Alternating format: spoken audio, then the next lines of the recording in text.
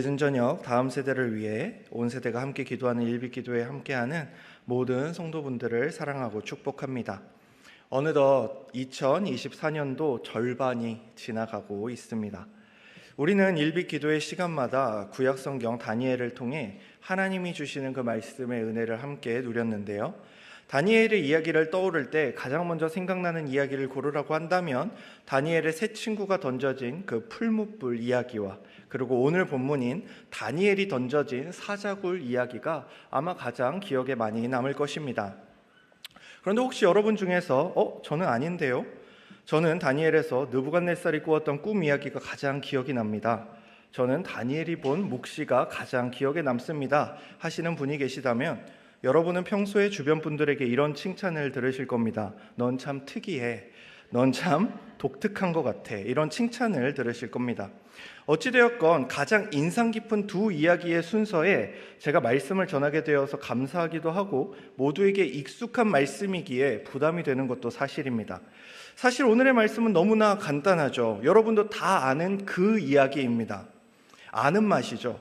그래서 제가 여러분들에게 딱히 무엇을 더 전해야 할까라는 고민을 하게 됩니다. 오늘 말씀을 보면 다니엘은 여전히 뛰어난 사람이고 나라가 바뀌었어도 새로운 왕들은 모두 다니엘을 좋아하고 아낍니다. 그러나 이를 시기하고 질투하는 사람들이 있었고 그들은 나쁜 계획을 세워서 왕이 다니엘을 사자굴에 던지게끔 합니다. 쉽게 말하자면 사형 판결을 내도록 유도한 것이지요. 그러나 하나님께서 당신의 종인 다니엘을 천사를 보내서 지켜주시고 그는 그 사자굴에서 무사히 살아나오게 됩니다. 더 직접적으로 표현할까요? 죽음으로부터 무사히 살아나옵니다. 그리고 그를 죽이려 했던 자들은 벌을 받고 이방인 왕이 하나님을 찬양하는 놀라운 장면이 등장하며 해피엔딩으로 마무리되는 것이 오늘의 본문입니다. 그리고 이 내용이 거의 우리가 알고 듣고 믿었던 사자굴에 던져진 다니엘의 대부분의 내용일 것입니다. 오늘 우리가 함께 나눌 내용도 이와 크게 다르지 않습니다. 그러나 오늘의 본문 말씀을 함께 살펴보며 그동안 우리가 알고 있었던 신앙과 지식에 더하여 더 깊고 풍성한 말씀의 의미를 깨닫는 시간이 되기를 소망합니다. 오늘 말씀은 다니엘 3장에서 왕의 명령에 순종하지 않아서 풀무불에 던져진 다니엘의 세 친구 이야기와 거의 비슷합니다. 하나님의 백성이 하나님의 명령에 따라 살아가려 할 때 이 세상에서 겪는 고난이 있다라는 것을 성경은 우리에게 증언합니다. 아마도 계속해서 비슷한 내용이 다루어지는 것이 힘든 분들도 계실 수 있습니다. 특히 계속된 고난이라는 주제는 우리를 힘들고 어렵게 하기도 하죠. 그런데 한 가지 흥미로운 점은 우리의 인생도 이와 비슷하다는 점입니다. 누군가의 삶은 계속해서 성공적이고 행복하고 기쁜 일만 가득한 것 같고 또 누군가의 삶, 예를 들어 나의 삶은 끊임없는 고통이 반복되는 것처럼 여겨지는 것이 우리의 삶이지요. 그렇기에 세상에 태어나는 순서와 떠나는 순서가 다릅니다. 인생의 삶의 무게가 나의 사정을 봐주면서 다가오지 않습니다. 마치 나라는 존재는 별 상관없다는 듯 내가 어떤 존재인지 어떤 상황에 처해 있는지는 애초에 상관없다는 듯 삶의 무게와 또한 삶의 시험과 삶의 걱정거리들은 우리에게 다가와 우리를 짓누르곤 하죠. 그렇기에 성경 말씀을 그저 꾸준히 살펴나가는 이러한 강해 설교의 강점이 있다면 우리의 바램과 상관없이 닥쳐오는 우리의 삶처럼 우리는 내가 원하고 듣고 싶은 말씀이 아닌 하나님이 오늘 우리에게 주시는 말씀이 무엇인지 고민하며 정해진 말씀을 더욱 깊이 살필 수 있다는 장점이 있습니다. 내 인생이 내가 원하는 대로 흘러가지 않듯이 하나님께서 내게 말씀하시는 그 말씀의 내용은 내가 원하는 말씀을 해주시는 게 아니더라라는 것입니다. 무엇이죠? 하나님께서 하시는 그 말씀에 우리는 귀를 기울이고 순종해야 하는 것입니다. 오늘 우리는 다 읽지 못했지만 다니엘 7장 1절부터 3절은 오늘 말씀의 배경이 되죠. 쉬운 성경 버전으로 제가 읽어드리겠습니다. 다리오는 총독 120명을 세워 나라 전체를 다스리게 하는 것이 좋다고 생각했습니다. 그는 또 그들 위에 총리 3명을 세웠는데 다니엘도 그 가운데 한 사람이었습니다. 왕이 그들을 세운 이유는 나라를 다스리는데 어려움이 없도록 하기 위함이었습니다. 다니엘은 다른 총리나 총독들보다 더 뛰어났기 때문에 왕은 그에게 나라 전체를 맡기려 했습니다. 그의 뛰어남이 언급됩니다. 이것이 전제된 채 이야기가 시작되고 있습니다. 마치 이런 것이죠. 욥은 하나님 보시기에 의로운 자였다. 노아는 당대의 의인이었다. 이런 내용으로서 전제를 잡고 시작을 하는 겁니다. 그리고 무엇을 말하고자 하는 겁니까? 앞으로 등장하는 다니엘이 당하는 공격과 고난이 그 다니엘에게 문제가 있지 않다는 것을 우리에게 알려줍니다. 그는 왕이 가장 신뢰할 만한 신하였으며 그보다 뛰어난 자가 없었기에 그에게 높은 지위가 주어지는 것은 당연했습니다. 그러나 이는 다니엘을 바라보는 이들의 시기와 질투로 이어지게 되죠. 다니엘이 뛰어난 것이 다니엘의 잘못은 아니었습니다. 다니엘이 깨끗하게 살아갔던 것이, 남들보다 훌륭했던 것이 그의 잘못이 아니었던 것이죠. 그러나 그를 시기하고 질투하는 자들은 그의 잘못이 아닐 때에도 존재합니다. 다니엘 6장 4절이죠. 이에 총리들과 고관들이 국사에 대하여 다니엘을 고발할 근거를 찾고자 하였으나 아무 근거, 아무 허물도 찾지 못하였으니 이는 그가 충성되어 아무 그릇됨도 없고 아무 허물도 없음이었더라. 이것이 놀랍습니다. 다니엘이 무언가를 잘못한 것도 아니고 어떤 문제를 제공한 것도 아닙니다. 그럼 왜 다니엘이 시기와 질투를 받으며 다른 이들이 다니엘을 고발하려는 것일까요? 이는 다니엘을 고발하려는 자들이 가지고 있는 악함 때문이었습니다. 그리고 이어지는 5절을 우리는 눈여겨보아야 하는데 이렇죠. 그들이 이르되 이 다니엘은 하나님의 율법에서 근거를 찾지 못하면 그를 고발할 수 없으리라 하고, 다니엘을 싫어하는 자들이 다니엘을 함정에 빠뜨리며 고발할 수 있는 근거를 하나님의 율법에서 찾으려고 합니다. 이 부분을 오늘 우리의 말로 표현하면 어떨까요? 우리가 믿는 신앙이, 내가 기독교인이라는 사실이, 내가 그리스도의 제자라는 사실이 나의 약점이 되는 겁니다. 세상과 사회가 나를 공격하고 나를 고난의 수렁으로 몰아넣을 좋은 미끼가 되는 것입니다. 그렇게 다니엘을 함정에 빠뜨릴 수 있는 근거를 찾는 자들은 왕을 찾아가서 이렇게 말하죠. 왕 외에 어떤 신이나 다른 사람에게 무언가를 구하는 사람을 사자굴에 던져 죽이자고, 그러한 금령을 세우자고 요청하고 왕은 이를 받아들여서 왕의 도장을 찍습니다. 그리고 성경은 다니엘이 이 모든 것을 이미 알았다라고 기록을 하죠. 몰라서 당하는 게 아닙니다. 멍청해서 당하는 게 아닙니다. 이미 알고 있는 내용입니다. 그런데 어떻게 하죠? 왕의 금령에서 금하는 것들, 그 하나님께 기도하는 행위를 합니다. 10절이죠. 다니엘이 이 조서에 왕의 도장이 찍힌 것을 알고도 자기 집에 돌아가서는 윗방에 올라가 예루살렘으로 향한 창문을 열고 전에 하던 대로 하루 3번씩 무릎을 꿇고 기도하며 그의 하나님께 감사하였더라. 중요한 부분들이 등장합니다. 조서에 왕의 도장이 찍힌 것을 알았다라는 것, 두 번째, 예루살렘으로 향한 창문을 열었다는 것, 세 번째, 전에 하던 대로 기도하였다 라는 부분입니다. 그리고 이 모든 부분 가운데 가장 눈여겨볼 부분은 하나님께 감사하였다라는 부분입니다. 조서에 왕이 도장이 찍힌 것을 알았다는 것은 자신에게 불리한 법이 만들어진 사실을 알았다는 것이며 그 법의 내용이 어떠한지도 이미 알았다는 것입니다. 7절이죠. 나라의 모든 총리와 지사와 총독과 법관과 관원이 의논하고 왕에게 한 법률을 세우며 한 금령을 정하실 것을 구하나이다. 왕이여 그것은 곧 이제로부터 30일 동안에 누구든지 왕 외에 어떤 신에게나 사람에게 무엇을 구하면 사자굴에 던져 넣기로 한 것이니이다 라는 이 내용이었습니다. 이 부분을 여러분 잘 보시면 기한이 정해져 있습니다. 30일, 즉 한 달이라는 기간이 정확히 명시되어 있는 것을 확인할 수 있죠. 다니엘도 이를 알았을 것입니다. 앞으로 영원히도 아니고 30일 정도 타협할 수 있지 않겠습니까? 까짓 거 30일 좀 쉬면 되지 않겠습니까? 또한 다니엘은 예루살렘으로 향한 창문을 열고 기도했다고 합니다. 아니 30일 타협하지도 못하겠다고 하면 적어도 남들이 볼 수 없게 굴을 파고 들어가서 땅굴에서 기도를 하거나, 아니면 위층에 굳이 올라가지 말고 기도를 하거나, 굳이 창문을 닫고 기도를 하면 될 텐데 뭘 하죠? 창문을 열고 기도를 합니다. 자신의 모습이 보여지게끔 기도합니다. 또한 그는 이 모든 것을 왜 합니까? 전에 하였기 때문에 하던 대로 이 기도를 합니다. 마지막으로 그는 하나님께 감사하였다고 합니다. 이 상황에서 감사할 것이 뭐가 있을까요?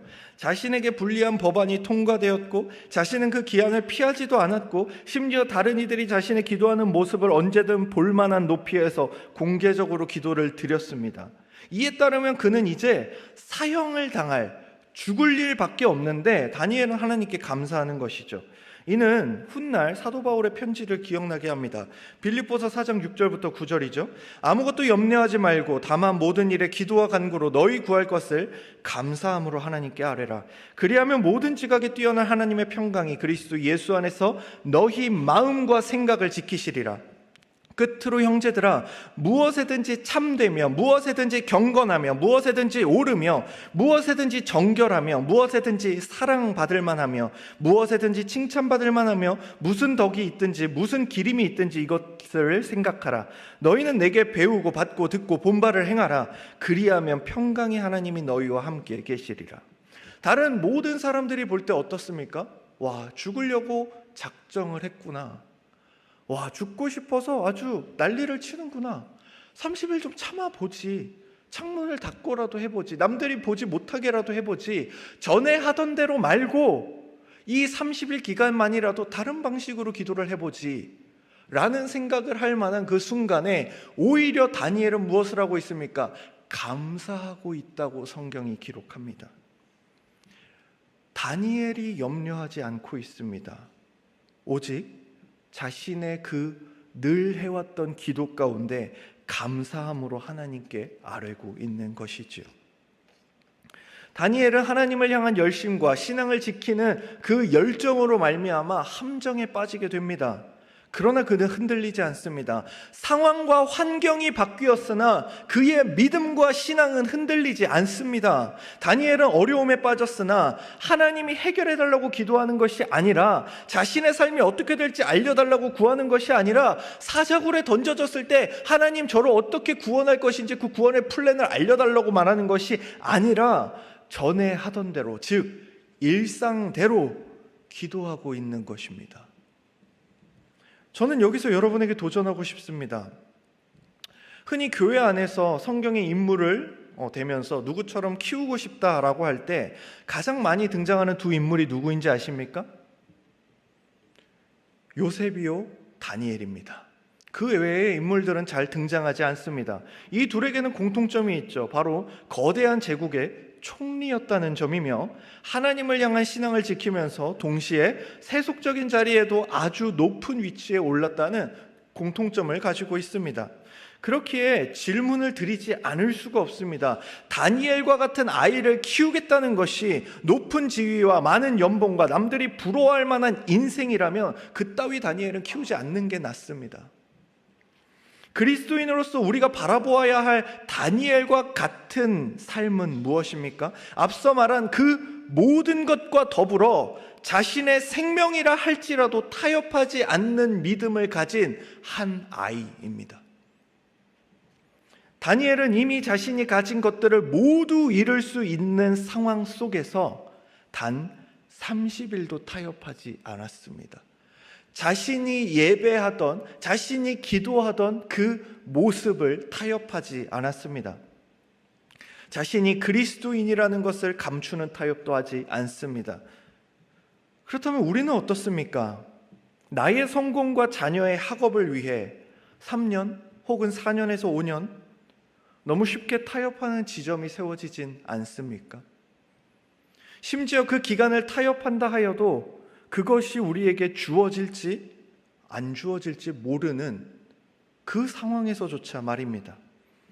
여러분, 우리의 신앙이 불성실한 삶의 핑계가 되어서도 안 되지만 또한 성공을 위해 신앙을 타협하는 것은 더욱 위험합니다.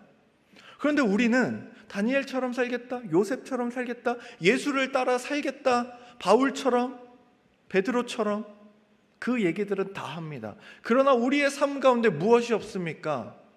타협하지 않는 믿음이 잘 없습니다. 다니엘은 우리가 보기에 굉장히 작아 보이는 그 일수, 우리가 보기에 별거 아닌 것 같던 그 삶의 형식, 그 모든 것들조차 타협하지 않습니다. 무엇이 걸려 있음에도요, 자신의 생명이, 자신의 목숨이, 자신의 지위가, 자신의 이루었던 모든 것이 걸려 있음에도 타협하지 않습니다. 그러나 우리가 연약한 부분은 무엇입니까? 아직 우리에게 주어지지도 않은 것들을 가지고 그것들을 갖고 싶은 마음에, 그것들을 쟁취하고 싶은 마음에, 그것들을 욕망하는 마음에 무엇을 타협합니까? 당장 내가 오늘 해야 하는 신앙의 영역을 타협할 때가 많이 있다는 것입니다.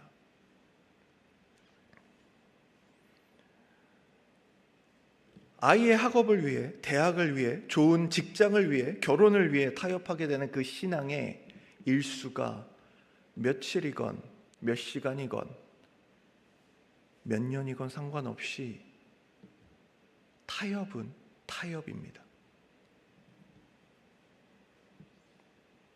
만약 다니엘이 자신의 성공을 우선시했다면 다니엘에게 죽음을 각오하는 믿음은 없었을 것입니다. 그런데 더 놀라운 사실은 뭔지 아십니까? 그렇게 타협하지 않는 믿음이 없었음에도 나의 것을 취하기 위해, 욕망하기 위해 더 열심히 살아놓고서 그렇게 시간이 지난 다음에 나에게, 나의 자녀에게 다니엘과 같은 믿음이 있기를 바란다는 점입니다. 학업을 위해, 취업을 위해 끊임없이 자녀들에게 지금은 공부할 때야, 지금은 신앙보다 공부에 신경 써, 좋은 대학 가고 열심히 공부하면 돼, 좋은 곳에 취업하고 열심히 신앙생활하면 돼, 온갖 타협은 다 시켜놓고서 무엇을 바랍니까? 신앙까지 좋기를 바랍니다. 그런 것은 존재하지 않습니다. 하루하루 믿음의 날들이 쌓여가고 하루하루 그 작은 곳에서 믿음의 분투가 있고 조금 더 큰 곳에서 믿음의 분투가 있고 내가 상대하기 버거운 것에서 믿음의 분투가 있고 그 믿음의 분투 가운데 이긴 것도 같고 진 것도 같고 넘어진 것도 같고 어찌되었건 신앙 안에서 타협하지 않으려 애쓰는 그 사람들의 마음 가운데 믿음이 성장하고 신앙이 성장하고 다니엘과 같은 믿음이 세워져 가는 것이지, 내가 원하는 모든 것을 욕망하고 그것들을 위해 신앙을 다 포기했던 자에게 이러한 믿음이 주어지는 것이 아니라는 것입니다. 더 놀라운 사실은 뭔지 아십니까? 신앙과 믿음을 지킨 다니엘의 삶에 예정된 고난이 찾아온다는 겁니다. 함정을 팠던 자들은 왕에게 찾아가고 왕은 그제서야 자신이 신하들의 술수에 당했다는 것을 깨닫습니다. 다리오 왕은 다니엘을 너무나 아꼈기에 그를 구하려고 애씁니다. 그 대단한 제국의 엄청난 권력을 가지고도 그는 다니엘을 구할 방도를 찾지 못합니다. 그렇게 다니엘은 사자굴에 던져질 수밖에 없는 상황이 되죠. 그리고 마지막으로 왕이 그 앞에 서죠. 다니엘에게 이렇게 말합니다. 16절이죠. 이에 왕이 명령하매 다니엘을 끌어다가 사자굴에 던져 넣은지라. 왕이 다니엘에게 이르되 내가 항상 섬기는 너의 하나님이 너를 구원하시리라 하니라. 왕은 진심으로 다니엘을 아끼는 사람이었습니다.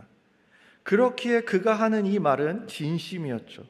네가 항상 섬기는 너의 하나님이 너를 구원하시면 좋겠다. 그리고 왕은 진심으로 다니엘을 사랑하였기에 그를 사자굴에 던진 후 진심으로 슬퍼하였습니다. 오늘 본문 18절은 이렇게 기록하죠. 왕이 궁에 돌아가서는 밤이 새도록 금식하고 그 앞에 오락을 그치고 잠자기를 마다하니라. 여러분, 왕의 사랑은 진심이었으나 참 사랑은 아니었습니다. 참 사랑은 오직 한 분 하나님과 그의 아들 예수 그리스도를 통해서만 드러나기 때문이지요. 요한일서 4장 9절에서 10절입니다. 하나님의 사랑이 우리에게 이렇게 나타난 바 되었으니 하나님이 자기의 독생자를 세상에 보내심은 그로 말미암아 우리를 살리려 하심이라. 사랑은 여기 있으니 우리가 하나님을 사랑한 것이 아니요 하나님이 우리를 사랑하사 우리 죄를 속하기 위하여 화목제물로 그 아들을 보내셨음이라. 왕은 다니엘을 살리기 위해서 자신이 할 수 있는 것은 다 했다고 생각하였습니다. 그럼에도 다니엘을 구할 수 없었죠. 그렇기에 이렇게 말합니다. 네가 항상 섬기는 너의 하나님이 너를 구원하시리라. 오직 신만이 이 일을 해결할 수 있을 것이라 말합니다. 그는 자신의 왕좌와 권한이 흔들리는 일까지는 하지 않습니다. 자신의 권력을 지키는 선에서 자신의 권력으로 다니엘을 살리려고 하였습니다. 무엇이죠? 다니엘을 구하기 위해 자신의 정치적 생명을 걸지 않습니다. 자신의 권위가 흔들리는 지점에 가지 않는 것이죠. 그러나 하늘의 왕이신 하나님께서 보여주시는 사랑은 이러한 다리오 왕의 사랑과는 차원이 다른 사랑이었습니다. 예수 그리스도께서는 하늘 보좌를 두고 이 땅에 오셨으며 우리를 대신하여 죽으심으로 우리에게 생명을 허락하셨습니다. 어떻게 하십니까? 우리와 자신의 위치를 바꾸십니다. 마땅히 죽어야 했던 우리를 대신하여 죽으심으로 말미암아 우리에게 생명을 허락하여 주셨죠. 바로 이것이 다니엘이 다리오의 금령보다 하나님의 율법을 따를 수밖에 없었던 이유가 됩니다. 이 세상이 줄 수 없는 것을 하나님은 우리에게 주십니다. 바로 하나님께서 그 천사를 보내어 사자들의 입을 막으시고 다니엘을 보호하신 겁니다. 세상 권력이 할 수 없는 일을 하늘의 왕이 하십니다. 온 우주 만물을 다스리시는 하나님께서 하십니다. 다니엘에게는 하나님의 존재에 대한 이러한 믿음이 있었기에 그는 망설이지 않고 하나님의 명령을 따를 수 있었습니다. 다니엘은 닥쳐온 고난 앞에서 자신의 권력이나 왕의 권력이 아닌 하나님의 권능에 자신을 맡겼습니다. 그렇게 다음 날이 되어 왕은 사자굴로 뛰어가서 외칩니다. 20절이죠. 다니엘이 든 굴에 가까이 이르러서 슬피 소리질러 다니엘에게 묻되 살아계시는 하나님의 종 다니엘아, 네가 항상 섬기는 내 하나님이 사자들에게서 능히 너를 구원하셨느냐 하니라. 다니엘이 사자굴에 던져지기 전에도 또한 사자굴에 던져진 후에도 왕이 할 수 있는 것은 다니엘이 믿었던 하나님이 다니엘을 지켜주실 수 있는가에 대한 물음뿐이었습니다. 우리는 왕의 말을 보며 그가 꽤나 하나님께 신실한 사람인 것처럼 오해할 수 있습니다. 왕이 가진 소망과 희망의 근거가 어디 있는지를 우리는 잘 살펴보아야 합니다. 하나님보다는 하나님을 섬기는 다니엘의 신실함에 있는 것을 발견하게 되는 것이죠. 그렇기에 류폴트는 다리오 왕의 말에 대해서 이렇게 정리합니다. 그의 물음이 다소 경건하게 들리긴 하지만 이것은 이교도들의 전형적인 생각을 반영한 것이다. 사람들은 자신들이 섬기는 신들에게 해야 할 의무를 다할 때 그들은 자신들의 신들로부터 보답을 받을 만한 정당한 기회를 부여받을 것으로 생각했다. 그러나 이것은 분명히 행위에 기초한 의가 아닌가라고 정리합니다. 맞습니다. 하나님께서는 다니엘의 어떠함 때문이 아닌 하나님의 자비와 긍휼과 은혜로 그를 구원하신 것입니다. 다리오 왕은 어떻게 생각했습니까? 그래도 내가 평생 보아온 다니엘은 매일 하나님께 기도하는 자잖아. 그리고 그는 지금 이 위협과 이 위험이 있음에도 자신의 목숨에 걸린 일에도 하나님께 기도하다가 이렇게 됐잖아.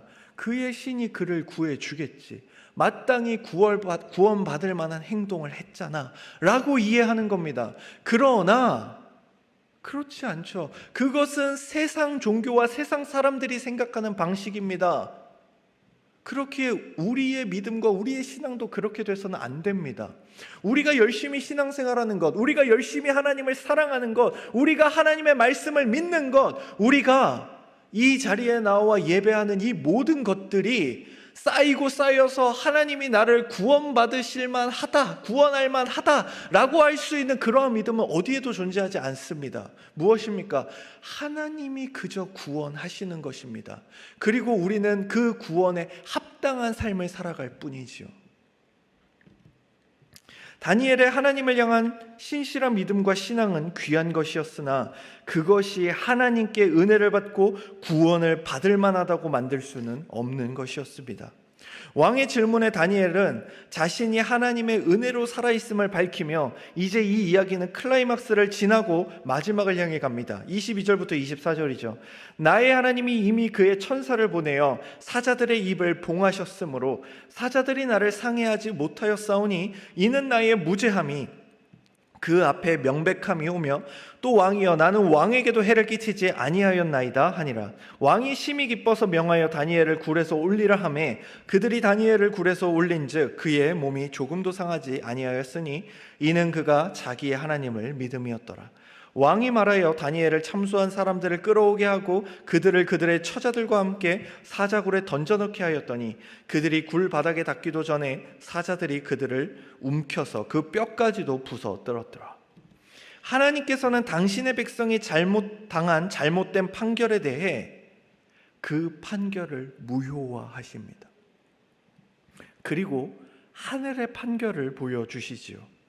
세상은 그를 죽이려 하였으나 하나님은 그를 살리셨으며 세상의 왕은 그를 살릴 수 없었으나 하나님께서는 그를 살리십니다. 그리고 그를 죽이려던 자들이 사형의 판결을 받고 다니엘과 위치가 바뀌게 됩니다. 여러분, 이 비슷한 이야기를 우리는 어디서 발견하게 됩니까? 예수 그리스도께서 이 땅에 오셨을 때에 세상 법정에서 잘못된 판결을 받으십니다. 십자가형을 받으시지요. 그때에 빌라도는 마치 그가 예수를 살릴 수 있는 권세가 있는 것처럼 행동합니다. 그러나 그에게는 그러한 권한이 없습니다. 결국 예수 그리스도께서는 불의한 판결을 받아 십자가에 달려 죽게 되십니다. 그리고 하나님께서는 그 판결을 뒤집으십니다. 어떻게 뒤집으십니까?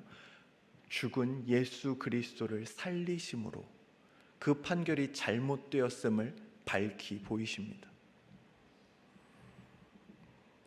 여러분, 오늘의 말씀을 나누며 우리는 놀라기도 하지만 때로 이 말씀이 낙심이 될 수도 있습니다.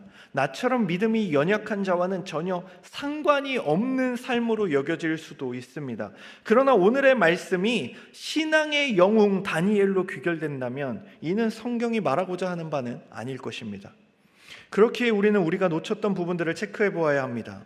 첫째, 다니엘이 이방 땅에서 거의 100년을 살아가는 동안 그는 어떠한 결실도 얻지 못한 것처럼 보입니다.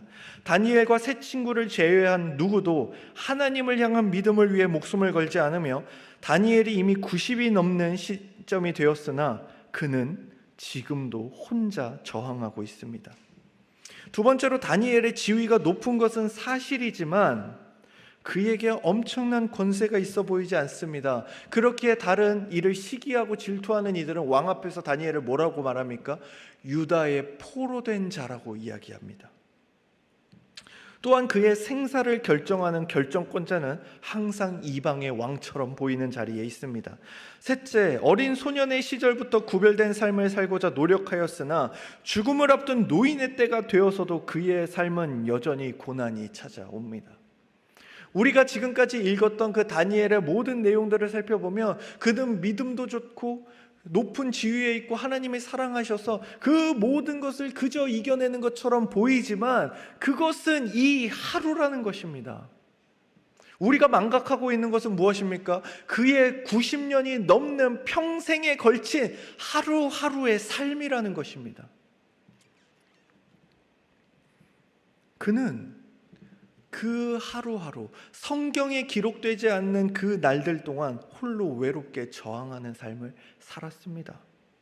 또한 수많은 다수들은 자신들을 싫어하고 자신을 경멸하고 자신을 유다의 포로 취급하고 내가 하나님을 믿는 것으로 말미암아 약점을 잡아 나를 죽이려 하는 그 상황 속에서, 즉 다수가 나를 싫어하는 소수의 삶 속에서 그는 하나님의 백성으로서의 삶을 지킵니다. 돈이나 성적인 것이나 권력에 흔들리지 않습니다. 나라가 바뀌고 시대가 바뀌며 왕들이 바뀌지만 세상의 악함은 여전합니다. 다니엘이 가진 것들로는 그 악한 세상에 어떤 변화도 이뤄내지 못하는 삶을 무려 90년 넘게 살아갑니다. 오늘 설교의 제목처럼 그의 삶은 하나님만 바라는 삶이 될 수밖에 없는 하루하루였다라는 것입니다. 다니엘에게 이해하기 힘든 시간과 삶이었을지 모릅니다. 제가 청년들에게 자주 하는 말이 있습니다. 신앙은 이해와 납득이 아닌 믿음과 순종이라는 것입니다. 납득이 되어야 따르는 것은 믿음도 순종도 아닙니다. 우리는 존재로서 인식을 해야 하죠. 하나님은 명령하시는 분이고 우리는 순종하는 존재라는 것입니다. 다니엘에게는 바로 이러한 하나님이 다스리시는 세계와 이끄시는 삶에 대한 믿음과 순종이 있었습니다. 그렇기에 다니엘의 세 친구가 풀무불 앞에서 하나님이 구원하실 것만을 바라며 자신들의 신앙을 지킨 것이 아니듯 다니엘 역시 사자굴에서의 구원을 바라며 하나님을 향한 믿음을 지킨 것이 아닙니다. 조건을 내세운 신앙이 아니었던 것이지요. 말씀을 맺겠습니다. 여러분, 하나님보다 의지하고 나를 안심시키는 우상들이 우리의 삶 가운데 종종 등장합니다. 그리고 그것을 내려놓아야 함을 알면서도 그것을 내려놓으려 할 때 우리는 고통스럽습니다. 이런 이야기를 들었습니다. 누군가 월 300만 원씩 지원해 준다고 할 때 개척을 앞둔 목회자가 누리는 든든함이란 이루 말할 수 없을 것이다. 그러나 하나님은 그보다 훨씬 크고 높으신 분인데 그분이 나와 함께 하시겠다고 약속하셨는데 나의 삶은 왜 이토록 불안한가? 라는 이야기를 들었습니다. 목회자로 살아가면서도 현실적인 것이 나에게 더 안정이 되고 위로가 되고 든든할 때가 분명히 있습니다. 목회자뿐만이겠습니까? 예수를 믿으며 살아가는 우리의 삶이 그럴 때가 많이 있습니다. 그러나 하나님은 우리에게서 하나님보다 더 의지하는 것을 보지 못하십니다. 놀라운 사실은 다니엘은 평생 살아가는 동안 매일 하나님을 찾고 기도하며 아뢰는 삶을 살았고 오직 하나님만 의지했다는 점입니다. 이를 표현하는 말이 10절에 나오는 전에 하던 대로 기도했다는 그 기록입니다. 우리는 특별한 순간과 특별한 기적에만 관심을 가질 때가 많으나 다니엘의 믿음은 평범한 일상 속에서 단단해졌습니다. 그렇기에 우리 역시도 우리의 삶 가운데 어떤 하나님이 정말 충만히 역사하실 그 특별한 날, 아니면 내가 정말 목숨을 걸고 저항해야 할 그 신앙적인 날, 그 모든 것들을 마주하기 이전에 우리의 일상을 돌아보아야 합니다. 우리의 일상이 회복되어야 합니다. 특별한 기적만을 바란다면 우리는 우리의 평범한 삶 속에, 우리의 평범한 하루하루에, 우리의 평범한 그 한 시간 가운데 역사하시는 하나님의 일함을 놓치게 됩니다. 다니엘의 믿음은 오늘 우리가 보는 이 성경 본문 가운데 두드러지고 대단한 것처럼 보여지지만 그는 매일 이와 같은 각오로 사는 훈련 속에 살아갔을 것입니다. 다니엘에게 천사보다도 왕의 총애보다도 그가 겪는 그 박해와 환난의 순간에 더 힘이 되었던 것은 무엇일까요? 하루가 지나는 것을 보며 밤이 되고 낮이 되는 것을 보며 여전히 하나님이 일하고 계심을 확인했을 때 감히 그의 삶에 천사보다도 왕의 총애보다도 더 큰 위로가 있었을 것이라 생각하게 됩니다. 밤이 되고 다시금 그 날이 밝아오는 그 시간을 보면서 그 순간들을 마주하면서 그는 무엇을 깨달았을까요? 여전히 하나님께서 내가 통치하고 있다, 내가 다스리고 있다, 내가 간섭하고 있다. 그러니 두려워하지 말라. 어제도 너를 지켰던 하나님이 오늘도 너를 지킬 것이다 라는 그러한 위로가 그의 삶 가운데 있지 않았겠습니까? 천사보다도 천사를 보내시며 만물을 다스리시고 오늘 하루를 운행하시는 하나님을 바라보십시오. 일상 가운데 임하시고 또한 그 주의 백성을 모든 위험 가운데 마치 평범한 일상처럼 구원해내시고 그들을 위로하시며 그들과 함께 하실 하나님을 사모하십시오. 그 하나님을 믿는 믿음이 우리의 일상 가운데 있을 때 다니엘에게 보였던 그 특별한 하루와 특별한 믿음의 고백들이 특별함이 아닌 예수 그리스도를 믿는 자들에게 주어지는 아주 평범함이라는 것을 깨닫게 될 것입니다. 그렇게 여러분의 그 모든 신앙의 여정 가운데 특별함이 아닌 평범함을 사모하시며 그 평범한 일상 가운데 날마다 하나님과 동행하시며 날마다 하나님의 은혜를 구하는 저와 여러분이 되기를 소망합니다.